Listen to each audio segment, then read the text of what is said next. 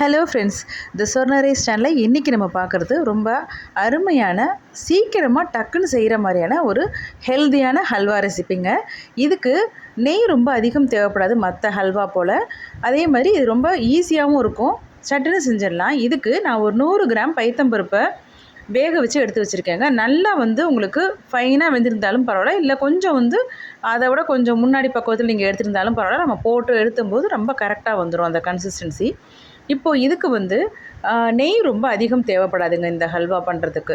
First நான் ஒரு 2 teaspoon மட்டும் நெய் போட்டுட்டு, முந்திரி பருப்பை ரொம்ப பொடி பொடியாக கட் பண்ணிவிட்டு அதையும் நான் நல்லா ஃப்ரை பண்ணிகிட்ருக்கேன். இப்போ இந்த ஸ்டேஜில் நம்ம என்ன பண்ணுறோம் அப்படின்னாக்கா, நீங்கள் இதுக்கு நம்ம ஒரு பைண்டிங் இது வரணும்ல, அதுக்காக நம்ம கோதுமை மாவு நான் சேர்த்துக்க போகிறேங்க. கோதுமை மாவு நம்ம எடுத்துருக்கிறது ஒரு 100 கிராம் பருப்பு எடுத்து வச்சுருந்தோம் வேக வச்சுட்டு.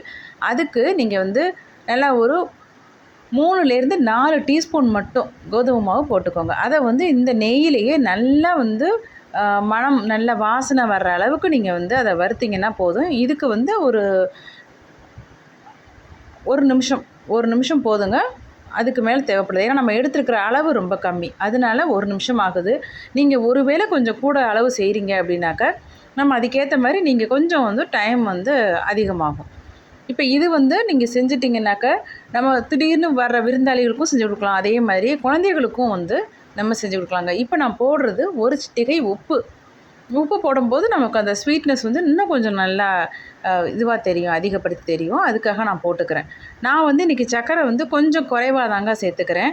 நீங்கள் உங்களுக்கு ரொம்ப நல்லா ஸ்வீட்னஸ் பிடிக்கும் அப்படின்னாக்கா, நீங்கள் நம்ம ஒரு பங்கு பருப்பு எடுக்கிறோம் அப்படின்னாக்கா, அதுக்கு நீங்கள் நம்ம இந்த கோதுமை மாவும் எடுக்கிறோம்ல, அதனால நம்ம அந்த 1 விட கொஞ்சம் கூட போட்டுக்கலாம். 1 1/4 வரைக்கும் சர்க்கரை போட்டுக்கலாம். ஆனால் நான் இன்றைக்கி ஒரு 3/4 அளவு தாங்க சர்க்கரை போட்டுக்கிறேன். இதுவே எங்கள் வீட்டில் கரெக்டான ஒரு ஸ்வீட்னஸ் இருக்கும். அதனால எங்களுக்கு இந்த மாதிரி செஞ்சேன். நீங்கள் உங்களுக்கு தேவைன்னா 1க்கும் கொஞ்சம் கூடவே போட்டுக்கலாம். இப்போது நம்ம வெந்த பருப்பையும் போட்டோங்க. அந்த கோதுமை மாவோட நல்ல வாசனை வந்ததுக்கு அப்புறமா, நெய்யில் வறுபட்டதுக்கப்புறமா நம்ம அதுலேயே அந்த வெந்த பருப்பையும் போட்டுட்டு, இப்போ அதுலேருந்து 3/4 அளவுக்கு மட்டும் நம்ம சர்க்கரை போட்டுக்கிறோம்.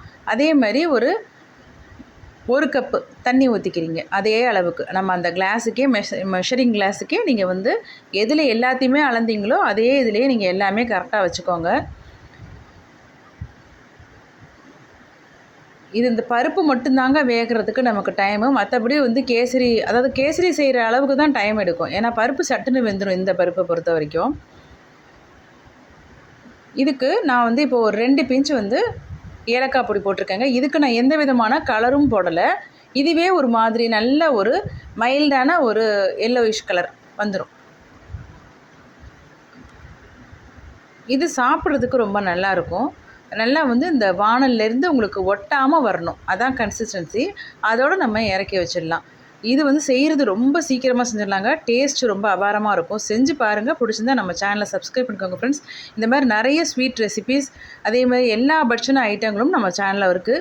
டைம் கிடைக்கும்போது பாருங்கள் ஃப்ரெண்ட்ஸ். Bye friends.